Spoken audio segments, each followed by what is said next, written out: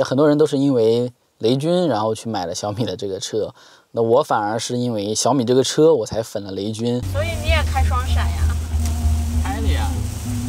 请立即接管，辅助驾驶已退出，请注意接管。先别坐这儿。已到达区间测速终点，平均车速。Hello， 大家好，我是阿佑。说我是小米吹吧，我基本上不买任何的小米产品，而且这台车14000公里了，现在我开到了将近20的一个能耗。那如果说我是小米黑的话，我这个车是我加7000元买的创始版，并且我推荐了非常多的朋友去买这台车。那我不像其他博主开了好几万公里了，基本上把中国绕了个遍。那我大部分日常呢就是20-30公里的一个通勤，那偶尔往返个郑州能开个200-300公里。那其中最长的一次就是上海开到了河南，大概是1000多公里。那刚好这个车的热度也已经过去了，就是一个普通用户日常使用14000公里的一个分享。那我从最新款的油车换到电车有什么感受？它的优点、缺点。那在聊优点和缺点之前呢，我想和大家聊一下，我觉得更重要的2个点。第一个点是续航，很多人都会说电车它有续航焦虑，跑不了长途。那确实电车它是有焦虑的啊，但我个人它不是长途焦虑啊，它是个短途焦虑。那大家都说这个跑长途的话要开油车，不要开电车，但我这个人是截然相反的。我跑长途的时候是更愿意开电车的，因为你开电车的话，它有支架嘛，它可以帮你节省很多的精力，然后有支架的话，它也会非常安全。因为大部分时候你的长途其实是没有那么远的，然后即使你长途很远，它续航是500公里，那我基本上开500公里，我大概要4到5个小时的时间。那你开4-5个小时，基本上也要停下来休息半个小时、1个小时吧。那这个车的补能是很快的，它最快的时候30到80的电15分钟就能补完。那如果2个人用一个桩的情况下，它也30分钟就能补得差不多了。举个例子吧，我从上海1000公里开到了河南。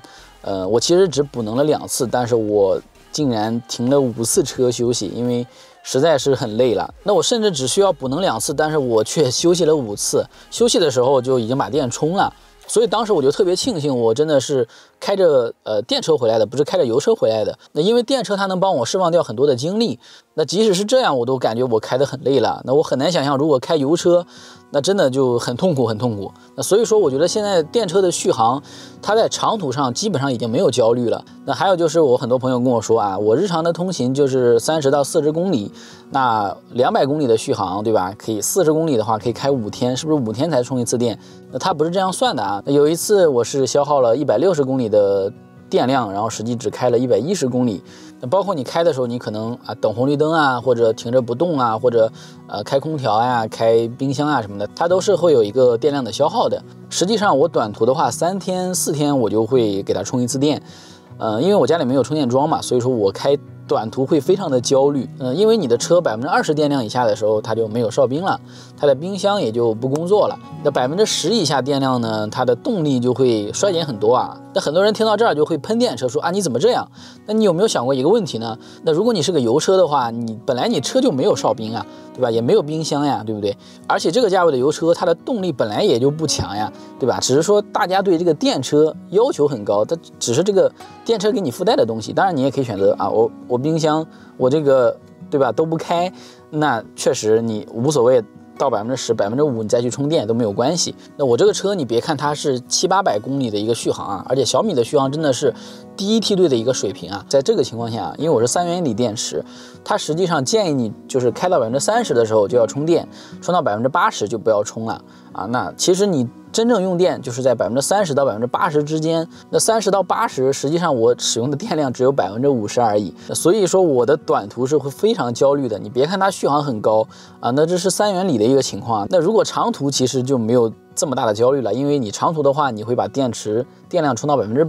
那然后就是一个补能的问题啊，其实电车补能真的很快。现在那很多人都会有一个误导，觉得啊你充电要充好几个小时，排队要排好几个小时。那其实你一年在节假日出行的概率是没有那么大的。那如果你真的经常节假日出行的话，那我确实不是很推荐你买电车啊。那你如果平时出行的话，高速上的充电桩都是没有人用的。那如果都满了的话，你可以下了高速站再去充电。那其实也就多花不了多长时间，那这种概率本来也就很低。你首先你要满足几个条件，就是你是节假日出行，然后而且很多人都在给你抢充电桩，那而且你还要在300-400公里以上的一个行程。电车我之前一直占的一点就是它确实是省油，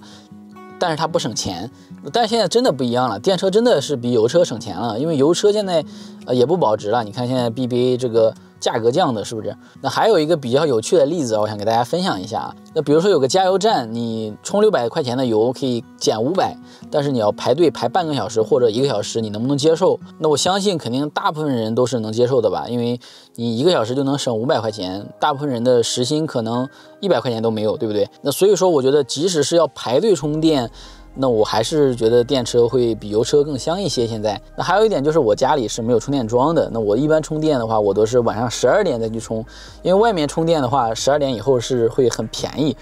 啊，所以说我就日常会有一个焦虑，我基本上3到4天就要给这个车充一次电，而且都是12点去充，那大概就能省个20到30块钱，就是它晚上在外面充是6毛钱一度电，其实你白天在外面充1块钱或者9毛8毛的都可以找得到。但是就是真的就是你买了电车以后，你人的格局就会变低，是真的。因为你即使你白天充，它也比油要便宜很多很多了，但是你就是想省这个钱，没有办法。然后再说一下智驾，就是很多人买电车，他们都觉得，哎呀，这个电车有智驾，油车没有智驾。先说一下我的情况吧，就是我在的这个城市啊，河南省鹤壁市啊，到现在还没有开通智驾。是的，你没有听错，它就是没有智驾。那有什么影响呢？就是我在上海、在杭州，我开这个车，我是特别乐意开智驾的，就是用着很舒服。但是我到了我这个城市，这个智驾我就几乎没有用过啊。当然就是在那个速度在80以上的快速通道上，我是经常会开。但如果我日常通勤，我是不开的，因为我们这边大部分的车道就是2车道啊，就是电动车也在你这个车道上。你如果开智驾，它就比较守交规嘛，然后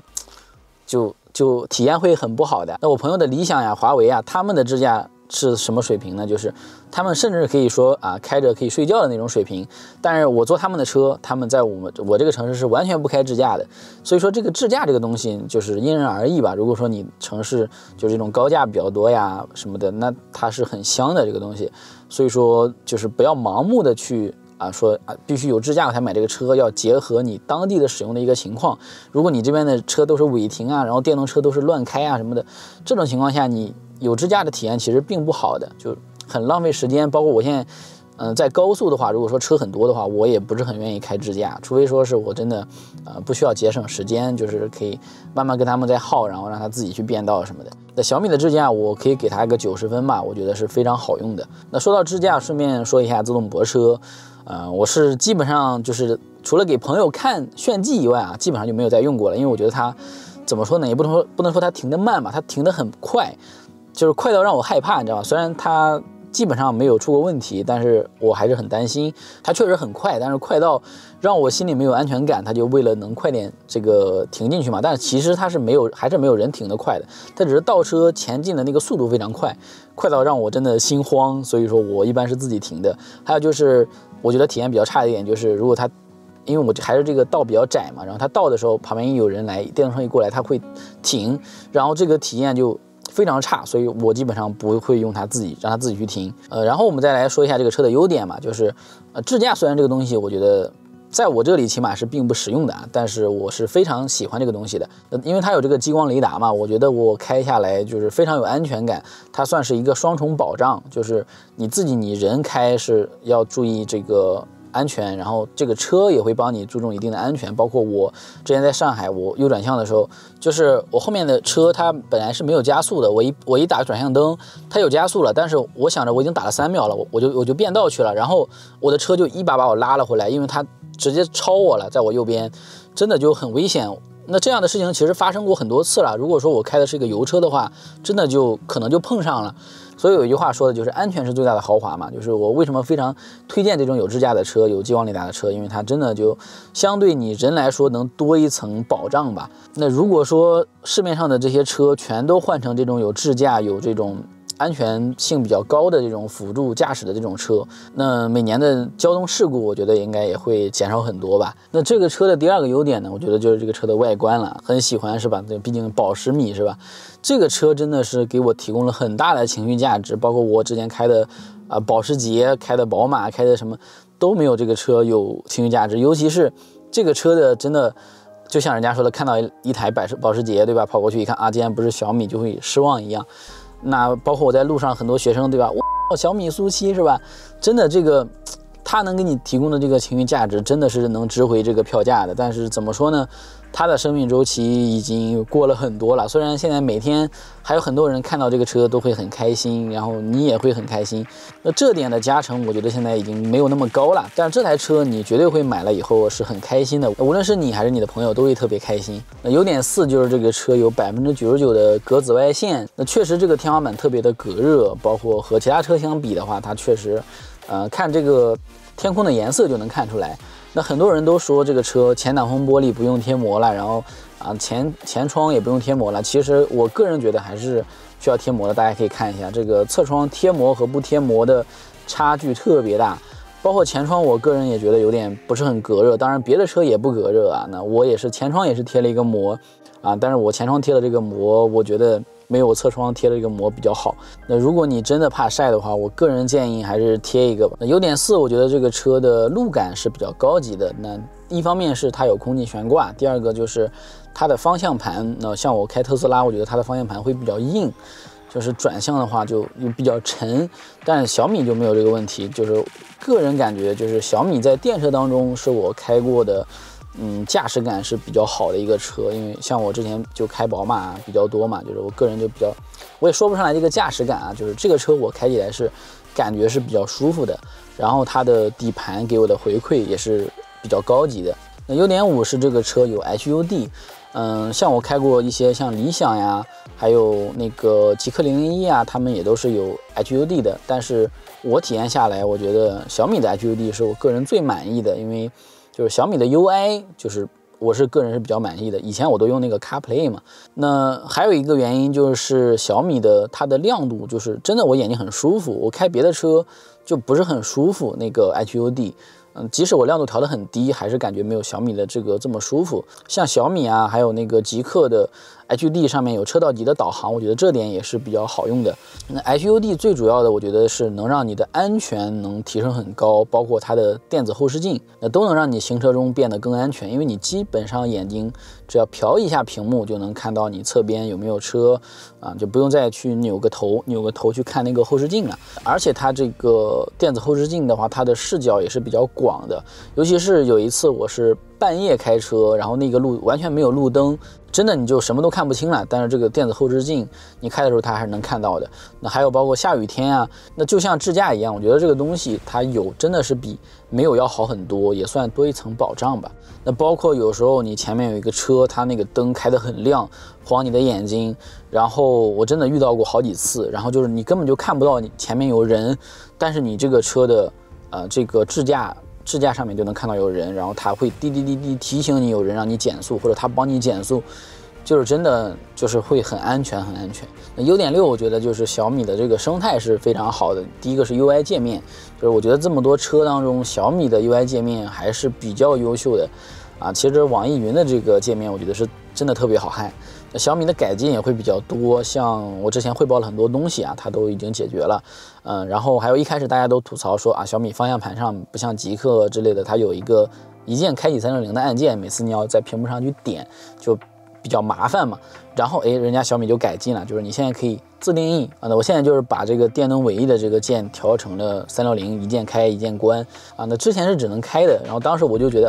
它要能关就好了。没想到过了几个月，它真的就可以开可以关了。那这点我觉得真的非常的好。那很多细节真的就是只有小米它能想到，它的软件能会给你做到特别舒服。那说完了这么多优点，我们再来说说这个车的缺点吧。那第一个缺点，我觉得就是它的座椅很不舒服。那很多人说它的空间，对吧？后排的空间比较局促。那因为不是所有人都有1.9米、1.8米多的一个身高。那如果平时你打车，你觉得体验还能接受的话，其实小米肯定是比那些你打车的那些要舒服很多的。那包括如果说你之前开的是个 A 级车，那你现在换到它这种 B 级车，稍微接近 C 级车啊，虽然它自称 C 级车，它的空间我觉得还是比较舒服的。但是它的缺点就是它的前排和它的后排是完全不一样的体验，包括它的前排座椅和副驾的座椅都是不一样的。那你的主驾的座椅是有这个侧翼支撑的，在你转向的时候，你主驾其实是没有那么大影响的，但是你的副驾是非常痛苦的。那包括你的主驾，你的那个腿撑是有的，像副驾后排它都是没有这个腿撑的。像特斯拉的 Model Y 啊，然后包括像宝马的3系啊，它的腿撑都是非常到位的。那我个人的做法呢，就是让你的车的躺的地方让它往下沉，这样你的前面就能抬起来一点，它就能撑住一些你的腿。那包括主驾和副驾的那个按键调节功能都是不一样的，这个就真的什么叫做驾驶者之车啊，对吧？就是只有你开车的人比较舒服。那我觉得这是一点。还有刚开始我刚买这个车的2周是真的是非常痛苦，每天我的腰感觉特别的痛，你知道吧？那后来我买了一个第三方的那个腰枕，我没有买官方的，我买了第三方的，那这个问题就解决了。这个车我觉得是真的，我个人觉得是必须要加这个腰靠的。那当然我也买了小米的这个电动腰靠，我感觉不是很适配啊，虽然它能刚好放进去，但是你坐上去以后还是会比较感觉突突的。那这个如果能做好的话，我觉得还是很棒的，因为它虽然这个车它没有这个座椅按摩，但是我觉得那个座椅按摩它久了它会有异响，它会有问题，它包括修也不好修。但是你200-300块钱你买一个这个座椅按摩的这种放在车上，可能它的体验还比车的自带的座椅按摩要好，而且方便换呀，包括它也不那么容易坏。如果坏了你换一个，这个成本其实是很低的。那第二个缺点呢，就是它的这个后视镜，它的后视镜如果你开车的时候啊下雨了，其实它是没有关系的。但是你如果在这停了很久，那个水上去了以后，你再开它就看不清了，你就得必须拿纸把这个后视镜擦一下。那你光开那个后视镜加热它是不行的，你必须要拿纸擦一下。它行车的时候它就不会再落上去，但是你如果静止的话，它上面就会容易落上去，这是一个很大的缺点。但是呢，你这个车它有电子后视镜，其实还好一些，因为你转向的时候，它电子后视镜你打开的话，它是可以看到后方的。那第三个，我觉得就是这个动力了。这个动力它很强，但是我觉得这也是算是一个缺点吧。那想象同样是这个动力的油车，你可能踩一脚油门顶这个电车的，对吧？跑20-30公里的这个钱了，你到了这个电车上，你就真的很想去踩，很容易去踩这个东西。那我也其实确实忍不住，有时候那个路看着很平，但是你骑它也会飘。其实它已经做得很好了，包括我开一些5秒的车，我一踩它就会打滑。真的很吓人，但是很多人他就真的是，比如说想炫技，就一冲动什么的就会很危险。那我个人呢是设置了2个档位，我会稍微限制一下它的动力，然后就是能抑制自己的冲动吧。我基本上不会用运动档，包括你自己定义档位，还有一个好处就是你可以让它一直开着那个电动尾翼。为什么我的续航这么高呢？因为我一直开着电动尾翼。那你开这个电动尾翼的话，你在高速上你的车也会更平稳，但是它毕竟它提供下压力嘛，你的车就会更费续航。其实可以看一下我的这个车轮啊，我真的是一个很爱猛踩的一个人，但是我现在真的有好多次真的都差点发生了危险，我觉得真的挺可怕的。那我上次去检测，人家都说我这个车这个轮胎都像3-4万公里的一个轮胎，那我也抵不住这种大马力车的诱惑嘛，毕竟我还加了钱上的 Max， 对吧？我总感觉这个动力我不用它就有点吃亏。但是真的大家一定要注意安全。都开玩笑说，坏消息第一批小米车已经不多了，好消息是车主人都还在。那还有就是这个车的动力它很强，但是它包括它的刹车啊，它有些车像有些电车他们会做一些就是帮你去优化你的刹车，哪怕你的脚法很差，它也会停得比较舒服。那它这个车它的动力很强，但是真的你只有你主驾你开的能稍微舒服一点，其实你别人后排他们的体验很差的，就是你的车一直前冲后，真的不光是技术的问题啊。有很多朋友开这个车，我在后排坐的感觉体验挺差的，就是一出一进，当然和这个动能回收也有很大的关系。那缺点4，我觉得这个车它的定位就是一个轿跑嘛，它上下车真的就是体验不是很好，尤其是我看到我家里就是年纪大一点的人，他们上下车我觉得就挺难受的。那你要买轿车的话，这点可能你需要注意一下。第5个缺点，我觉得就是这个车的底盘太低了，虽然它有这个空气悬挂，那它的这个底盘调以后能比手机稍微高一点，那大部分场景都够用了。那我偶尔还是会有一些不行的情况啊，虽然很少，我到现在只遇到过这一次。那我家里的奥迪都可以过去，那我的小米过不去，就挺难过的。那我这已经是 Max 了，如果说你不是 Max， 真的包括你有时候下地库，真的很容易刮底的。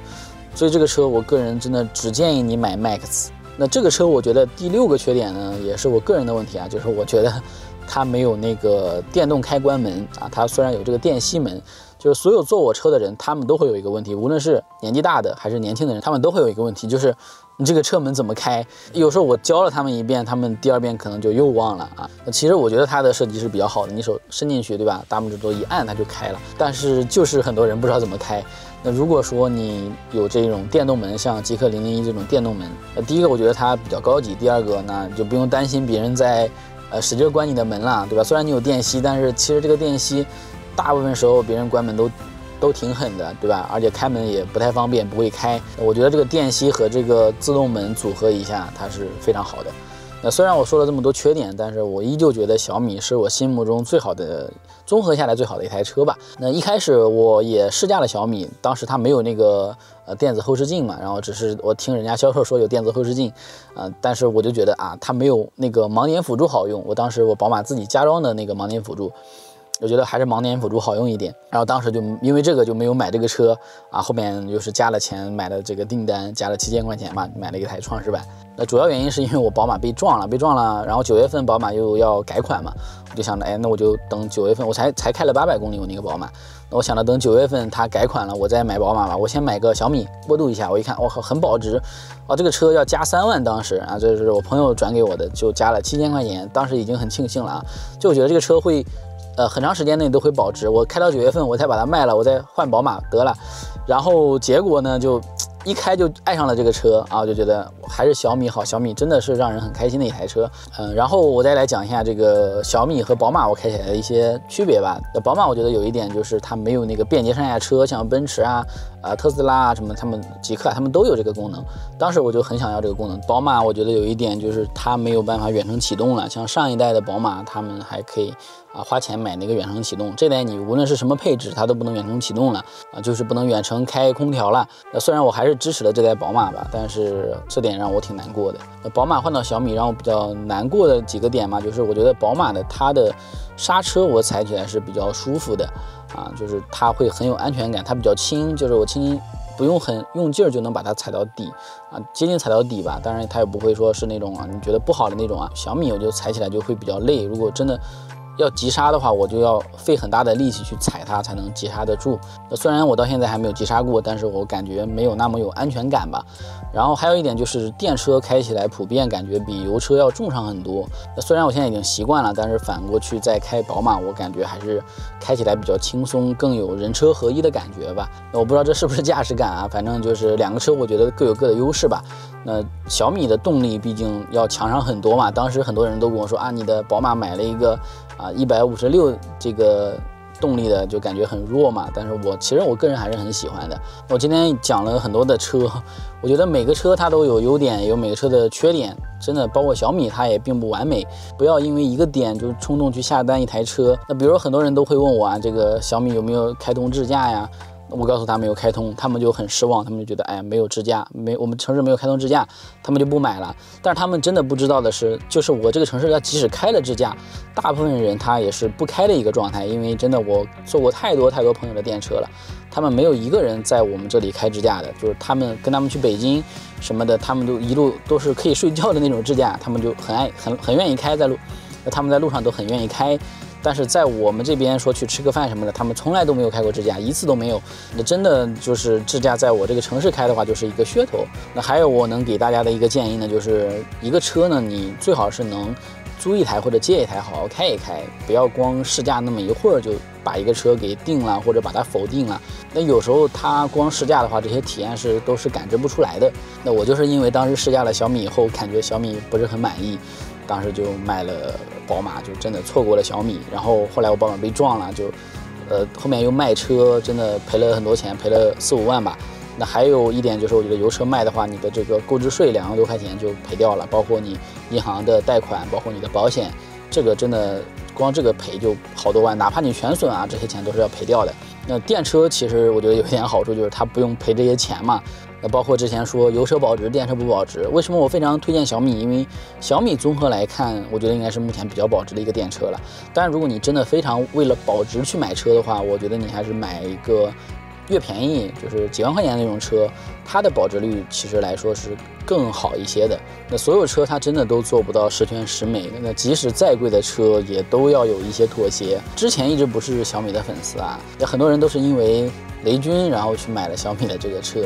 那我反而是因为小米这个车我才粉了雷军。虽然小米我非常满意，但是我也觉得它并不适合所有的人。像小米、保时捷、宝马我都非常喜欢，因为我一直不想承认自己老了嘛，就是趁着年轻还是想买一台驾驶者之车。我觉得小米苏7它就是一台驾驶者之车，真的就是你开的人会非常的开心，但坐的人体验嘛就会稍微有一点不太好。成家了，就是有孩子老婆了，我可能才会考虑买别的车。我现在还想让我自己再年轻一点。希望我今天的分享能对大家有所帮助吧。那如果有任何疑问，也欢迎在弹幕和评论区里交流。感谢各位的观看，我们下期再见。